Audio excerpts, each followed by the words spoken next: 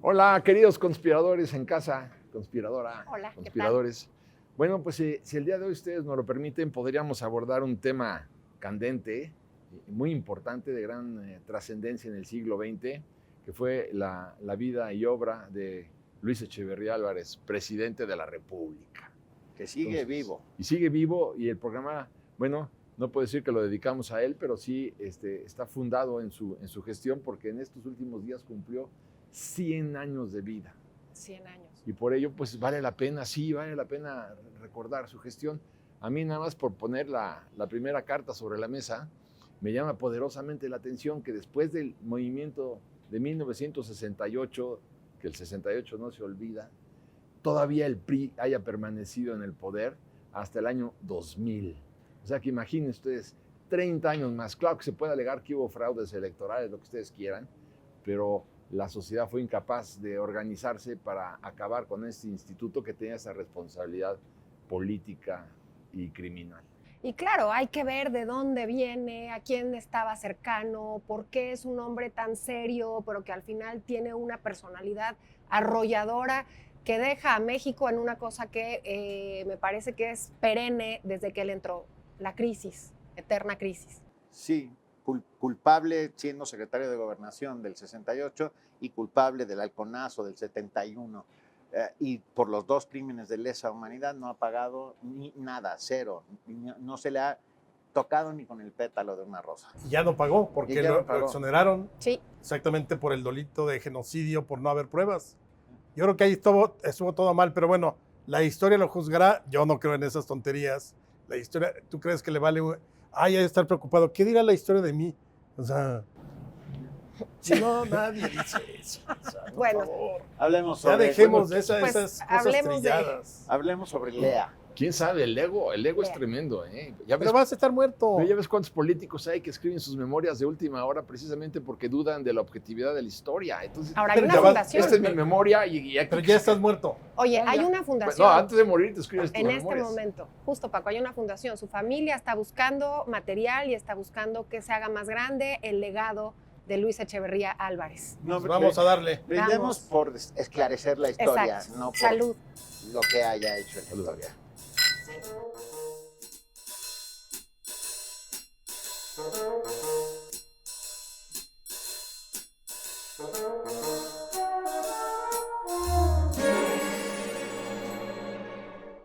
Bueno, antes que nada recordemos que cuando Díaz Ordaz, dentro de los capítulos más aciagos de la dictadura perfecta, decide nombrar a Luis Echeverría y lo nombra candidato a la presidencia, a los 4 meses después de una desafortunada para Díaz Ordaz declaración, resolvió que había que enfermarlo, había que enfermar a Luis Echeverría cuando pidió un minuto de silencio por los caídos del movimiento de 68. Se arrepintió Díaz Ordaz de haberlo nombrado. Y bueno, se puede encontrar muy fácil este argumento, pero después Díaz Ordaz fue débil. Y claro, cuando una sola persona resuelve por millones de personas y se equivoca, pues los millones de personas pagamos las consecuencias. Y ahí quedó Luis Echeverría como presidente de la República con todas sus consecuencias. Una vieja tradición, que era nombrar a los secretarios de gobernación candidatos a la presidencia, y era la carta blanca para convertirse en presidente. El primero que rompe con esa lógica de que sean los secretarios de gobernación es el propio Luis Echeverría, que nombra a su sucesor secretario de Hacienda, cosa que nadie entendió nada. Y de ahí para el Real ya Y nadie. de ahí para el Real ya Claro. no sucedió.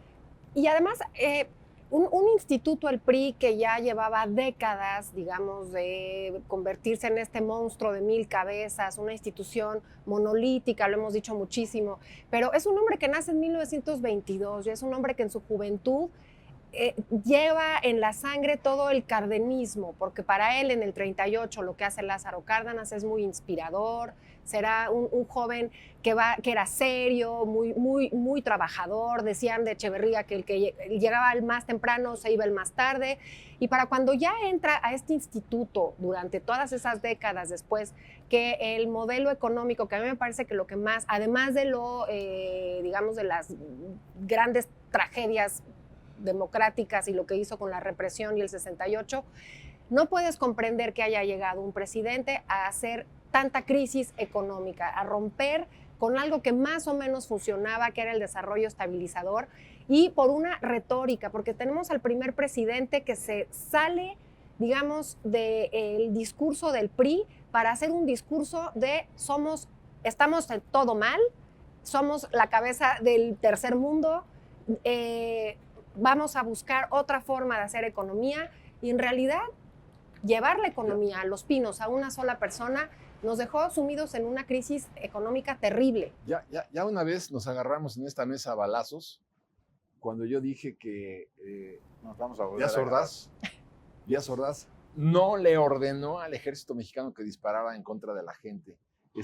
Hay un video que les recomiendo mucho que lo vean, que se llama La Conexión Americana, donde ustedes van a poder ver esa toma real de la balacera del 68, y el ejército pidiéndole a la gente que se tirara al piso, que se arrastrara para que no pudieran seguir disparando del edificio Chihuahua. Pero quienes disparaban era el Batallón Olimpia, pertenecientes al ejército mexicano. Al Estado Mayor. Pero hay una diferencia. Entre el Estado Mayor, cuidado, hay una diferencia muy importante en el Estado Mayor presidencial y el ejército. ¿Por qué? Porque el presidente Lyndon Johnson, y lo pueden ustedes ver, el propio Echeverría se llama Lintepo II, que era un agente de la CIA. Yo eso no me lo creo. Bueno, ahí están los datos. O sea, así como pero Echeverría, agente de la CIA. Pero no, ahí están. Bueno, hay hasta fichas. Y hay un documento de la CIA, hay un documento en donde el presidente, ambos presidentes estaban en una nómina, porque además hay que decir que el mundo estaba inmerso en la Guerra Fría, y entonces México geopolíticamente era importante. La CIA tenía ojos, gente, mucho, en fin, lo que había pasado con Allende en Chile, en México tenían un bastión de espionaje. ¿Por qué no habría de estar Echeverría metido? El acuerdo era porque el presidente Lyndon Johnson tenía una paranoia terrible. Y no venimos a hablar del 68, por eso quiero nada más decirlo rápidamente. Si estaba en Vietnam y estaba bombardeando Vietnam, tenía la preocupación de una injerencia cubana en México, y por eso dijo que el presidente tendría que llamarse Lyndon Johnson. Tenía que llamarse Alfonso Corona del Rosal. Ese era el candidato del presidente Lyndon Johnson. Y él es el que coordina el ataque. Por eso se descalifica. Por eso Fulton Freeman, que era el embajador, cuando va a ver a García Barragán, que era secretario de la Defensa Nacional, le dice: vengo de parte del presidente de los Estados Unidos a nombrarlo a usted presidente de México. Ahí lo cuenta el propio Scherer y lo cuenta Monsiváis. Y bueno, yo cuando lo leí me llamó la atención. Yo me hago preguntas. ¿Por qué el ejército no responde a los tiros del Batallón Olimpia? Porque estaban confabulados. No, si ves, sí devuelven el fuego. En el video lo puedes ver. No, yo sí creo que hay un fuego cruzado. Claro que hay un fuego cruzado. Y es el ejército que está en tierra, que es la infantería normal. Sí. Es atacada por el Batallón Olimpia desde arriba. Pero ves la cantidad de soldados mexicanos que caen muertos en la balacera del edificio Chihuahua. Y la voz popular es esta, que este hombre que está cumpliendo 100 años es el verdadero perpetrador de la masacre del 68, porque justo ahorita que cumple 100 años, a pesar de que se le hizo un juicio y se le exoneró, en realidad el sentimiento popular es que Luis Echeverría, con esa personalidad fuerte, cerrada, sellada, de secreto, hizo por sus pistolas eso. Sí. Porque hasta la fecha en eso este es país lo que nadie se hace nada por sus pistolas si no lo dice el presidente. Bien. Entonces ya son dos, bueno. Pero hay dos datos muy importantes. Cómo las oficinas de la Dirección Federal de Seguridad llegan a todos los periódicos a recoger los negativos en la noche del 2 de octubre. A recoger todos los negativos para que no los publicaran. Uno. Dos, hay otro argumento muy importante. Demetrio Bilbatúa filmó todo. Todo. Y se perdió y se los llevó Echeverría los carretes de aquella época, o cómo se llaman. Sí, de 16 Bueno, pero podemos milímetros. decir que fueron los dos. Entonces, no, lo que quiero decirte es que Echeverría se sintió, bueno, porque el juego estaba entre Echeverría y Corona del Rosal. Y esa fue la gran complicidad. Si Echeverría hace eso a espaldas del presidente y el presidente no inmediatamente lo saca de su puesto, es porque... Estoy de ¿Por acuerdo. qué? Ahí estoy de acuerdo. A ver, sí, está muy padre hablar de la injerencia y el espionaje y todo, pero si algo ya había estado demostrado, era la complicidad que tenía el régimen autoritario del prismo con Estados Unidos. Sí. Y había sido leal Sí. totalmente cuando apretaba cuando Lázaro Cárdenas en el 59, cuando triunfa la Revolución Cubana, perdón, un poquito después de lo de Valle de Cochinos, que Cárdenas enardecido quiere ir a Cuba para apoyar a Castro y que en el aeropuerto lo detienen, es porque Estados Unidos le ha de haber dicho al presidente, oiga, no nos gusta mucho su expresidente.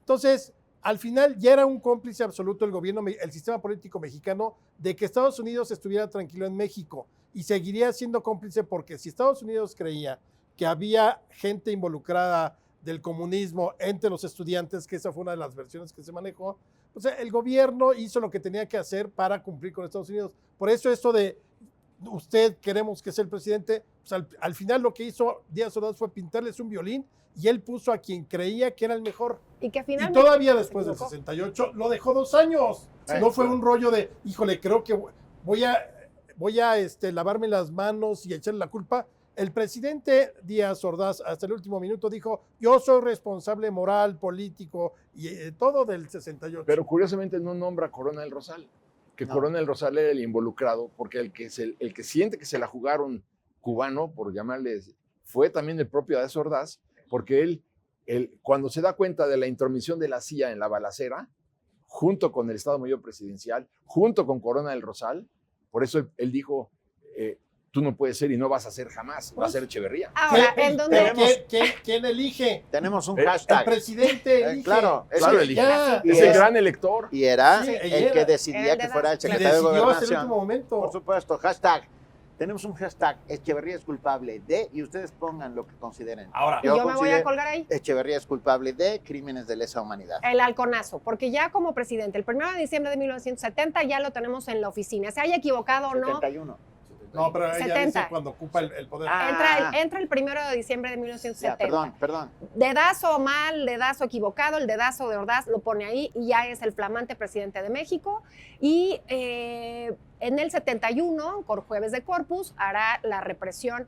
¿Por qué? Porque empieza una retórica y una narrativa de hay que darle a los pobres, los que lo necesitan, no vamos a generar riqueza, vamos a administrarla y la vamos a repartir correctamente. Digamos que fue la bandera de no Había- se logró. Había esquizofrenia dentro de la cabeza de Luis Echeverría. Sí, Porque, claro. Por un lado, la represión, a los movimientos sociales, a la guerrilla que estaba Los empezando a movimientos aparecer. sociales. Bueno, desapariciones forzadas en todo el territorio nacional, empezando por Guerrero, ¿no? La lucha contra la guerrilla, etcétera, etcétera. Y por otro lado, el coqueteo con el tercer mundo y el socialismo. Se decía en aquella época, a partir del 73, que es el golpe de Estado en Chile, y que México recibe con los brazos abiertos a montones de chilenos, que era, la gente de México decía, es lamentable que en México no exista una embajada de México para asilarse. O sea, quiero decir, coqueteaba con todos esos movimientos sociales de América Latina, argentinos, chilenos, uruguayos, y les abrió las puertas. Y por otro lado, la represión brutal hacia el interior. Pero él, Entonces, se decía ser un líder de izquierda, eso es lo curioso. eso es lo Entonces, que decía. dice, soy un líder de izquierda dentro de la Constitución, claro está, ¿no? Pero al mismo tiempo, acuérdense de Lucio Cabañas. Eso, Bueno, sí. Sí. Pero, exacto, pero yo creo que, a ver, no nos focalicemos tanto en el sexenio porque se pierde de vista, pareciera que él fue, digamos, la excepción de la regla del prismo. El prismo venía siendo represor desde Jaramillo. alemán, básicamente. Por supuesto.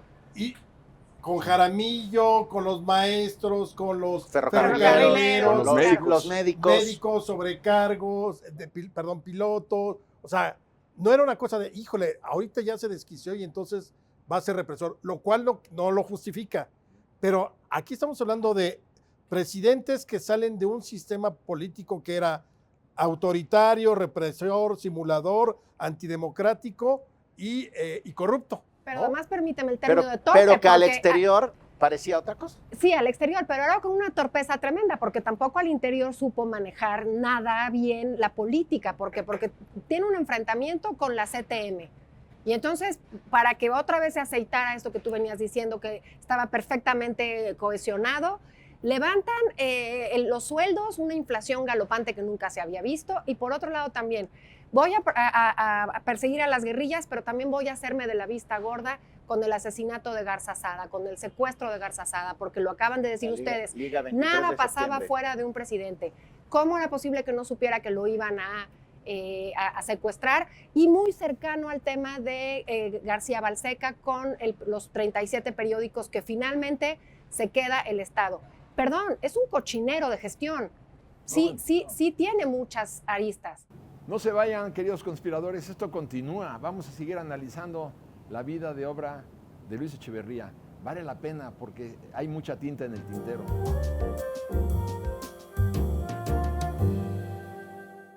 Yo te diría que también tiene otros claros. A mí me gustaría también hablar de eso porque él es el creador del CONACYT.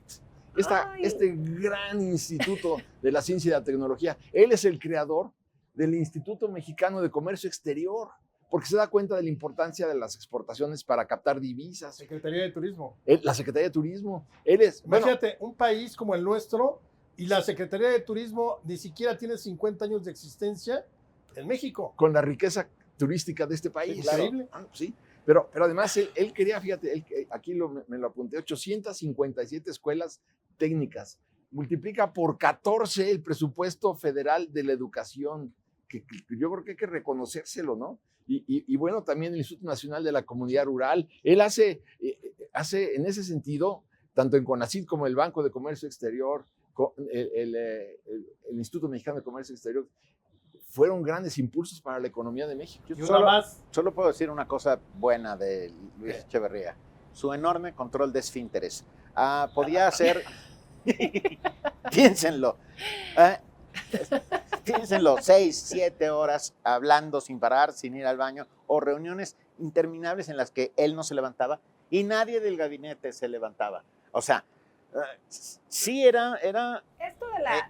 porque está vivo. Está vivo, ese qué hombre fortaleza. Que hizo el 71 y hizo el 68, está vivo y está ahí y no pagó nunca. Paco, pero y estoy totalmente de acuerdo contigo del CONACYT y de todo esto, pero también fue resultado de la sociedad y fue resultado ahora. Pero lo hizo. Lo hizo, pero también era un hombre muy necio, era un presidente al cual no le podías decir no. Es que Díaz Ordaz era Blancanieves. Bueno, pero no había presidente es lo que iba a decir. Del sistema político priista que aguantar el no. Pero por encima, por ejemplo, no recuerdo, Margain se apellidaba. Hugo B. Margain. El que le renuncia diciéndole, es que, perdón, su gasto es estratosférico, vamos a acabar en algo muy malo, prefiere renunciar. Yo no estoy diciendo que no hubo cosas que hizo durante ese sexenio. Lo que estoy diciendo es que el cochinero o lo malo que hizo fue muy profundo y los resultados se vivieron mucho tiempo después. Pero fíjate. Otra cosa importante, fíjate.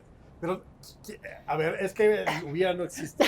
Yo también creo que es deleznable como presidente, pero es deleznable como sistema político. Sí, sin duda, yo creo que nos deben demasiadas cuentas. El PRI ahorita se ha ido por la tangente con las derrotas, porque ahorita Morena gobierna, pero al PRI habría que sentarlo en el banquillo de la historia bien y decir, a y esta represión, y aquí Aguas Blancas, y aquí esto, y el 71, y Atenco. O sea, se han ido muy limpios, muy limpios. Pero a ver, Alex. Pero fíjate, abonando en lo que tú decías, los SHs es una creación de Echeverría para congraciarse con los estudiantes después del 68. Entonces, hoy puedes decir, ¿está bien que hizo los SHs o no? Sí. Bueno, sí, pero claro, además... Es igual, y CONACYT también. Hoy está peor CONACYT que cuando lo crearon. Pero además aplica una ley de amnistía en el 71 para amnistiar a todos los que estaban presos del movimiento del 68. 12 revueltas entre ellos. O sea, esa ley de amnistía también hay que reconocerla. Bueno, pues, pero bueno. Por eso es un acto de esquizofrenia, de locura e intentar lavarse la cara. Lavarse la cara igual que fundando el Centro de Estudios Económicos y Sociales del Tercer Mundo, ¿no? Es la manera de lavarse la cara. Miren lo que estamos haciendo. Echeverría es culpable del pero a ver, Alex, yo voy a los libera, pero luego los reprime en el 71 también. Nuevamente yo ahí voy. Ese es el sistema político mexicano. Y como tú dices, a ver, el 68, yo creo que en la lectura que se ha hecho del 68-71, se mitificó demasiado esos movimientos como generadores de la gran transformación mexicana. Te voy a decir por qué. Porque del 68 a donde verdaderamente empezó esa reacción que terminó con la democratización del país pasaron 20 años. Prácticamente una generación, o sea, no fue la generación del 68 la que impulsó el gran cambio democrático y la transición. No, claro que no. Fue la siguiente generación. Sí. Y ahí interviene el 85. El terremoto del 85 Exactamente. crea a la nueva sociedad civil mexicana. Por de supuesto. muchas maneras. Pero Y- bueno, es hasta el año 97 cuando el presidente Zedillo pierde el control del Congreso de la Unión. O Que sea, no tenía cash. pero teníamos 30 años del 68. Claro. Pero donde quiero ir, Alex, es que este país ya aprendió los peligros de estar gobernado por un solo hombre, porque ¿qué pasó durante toda la dictadura perfecta? Era un solo hombre el que gobernaba este país. Y claro, como decía Chávez, ¿quién se le va a poner enfrente al presidente de la República? Ya aprendimos esto, ya aprendimos la importancia de la democracia, ya aprendimos que no es conveniente que un solo hombre gobierne porque se puede equivocar y las consecuencias ya las vimos por todos lados. Yo creo que lo que tenemos que hacer todos los mexicanos es luchar por la consolidación de nuestra democracia embrionaria, construirla a como dé lugar. Ya en la historia aprendimos qué sucede cuando un solo hombre delibera, piensa y ejecuta. No debemos permitirlo. Paco, y hereda, porque entonces a su mejor amigo, una persona que no estaba preparada ni para gobernar, Nada, hombre, ni no, para nada. administrar, que es José López Portillo, será el flamante presidente en 82 que llevará a grandes devaluaciones, a completar el desastre que se empezaba. Sí, Sí pero estoy de acuerdo que yo es el creo sistema político priista. Ya estaba en estertores cuando entró Echeverría, pero él todavía empuja más al Echeverría, claro. a la Pero a ver, barranca. yo no creo, es decir, yo creo que era gente experimentada. Es decir, no era un tonto. Por más que hay chistes de Echeverría No. como el tonto. Entonces malévolo. No, pero no era tonto. No, y no sé si malévolo de jaja voy a destruir a todos. A ver, O Alex, sea, es como pensar que todos los presidentes son Crea- malévolos. crear 504 empresas públicas por donde se escapaba el presupuesto público, que eran fuente para desfalcar corrupción, todo lo que tú quieras. Con Y Azupo. y además, Claro. además no sé cuántos fideicomisos. Por ahí se escapaba el ahorro de la nación ¿Y por porque qué? se lo robaban. Porque ese era el sistema permisivo. Bueno, no, era la tesis de él que es crear un capitalismo de Estado. Claro, pero, Y ahí, pero ese es de él. Pero vete con Díaz Ordaz y había otros mecanismos de corrupción. Vete Claro, con López bueno, Portillo claro. y fue distinto. claro, Mi claro. punto es que estás gobernando. Por eso esta idea de que es que la gente quizá en el 18 hubiera votado por Mid. Perdón, vienes con un sistema político que lleva 70 años enseñándote a cómo... Haciendo tropelías. Exactamente. Pero a ver, ¿en Pon tú qué? que no sean malévolos, pero mezquinos sí, mezquindad con los recursos. Sobre eran, todo, a y ver, no eran Pero además patriotas, el discurso perdón. es, soy mezquino porque sé que mucha gente lo necesita, pero lo digo de dientes para afuera y por acá permito corrupción, por acá realmente no hago programas sociales. Es mezquindad. Pero ¿en qué podía acabar un gobierno? Porque esta parte es para mí la más importante. ¿En qué podía acabar un gobierno que emite papel moneda irresponsablemente, que se dispara la sin inflación? tener oro Sí, que lo Pero, respalde. sí, Pero Brutal, espérame, brutal. endeuda al Sí. país de manera salvaje, Sí. produce la fuga de capitales. Solamente podía terminar de una manera, con una catastrófica devaluación de 12.50 a 20 pesos. Pero espérate, 25. ya a la distancia podemos decir que esa no fue la peor. Fue peor la de López Portillo Sí, de la claro, caída de los precios cierto, del Porque se petróleo. fue a Sí. 70. Entonces mi punto es, Claro. a eso voy otra vez, es el sistema. Son hombres que se Claro. perdieron en el Sí. egocentrismo y la egolatría. Sí. Ahora, por ejemplo, yo creo que hay cosas que hay que rescatar de ese sexenio. Por ejemplo, para mí la diplomacia con Echeverría me parece que es muy buena, te voy a decir por qué. Porque fundamenta toda la Secretaría de Relaciones Exteriores, su quehacer en el mundo, en el pluralismo ideológico. En un mundo tan difícil de o eras capitalista o eras comunista, tenías que encontrar el punto medio. Y Echeverría a través de la Secretaría de Relaciones lo logra. Entonces el primer presidente vecino de Estados Unidos que visita China, y además hay que agradecerles que nos dieron a Ying Ying y a Pepe, que son los padres del Pandita del Amor, a cambio de unos choroscuincles. O sea, creo que eso es muy bueno. Oye, Pero también visitó la Unión Soviética. oye, y otra cosa. Porque tenía esa doble cara impresionante. No, pero además, yo no creo. Yo creo que sí es. hubo programas en los cuales se pudo hacer cosas por la sociedad. Y voy a poner un botón. Dolores del Río, para la época en que Echeverría era presidente, Dolores del Río, el Festival Internacional Cervantino con recursos del Estado, ella fue gran promotora.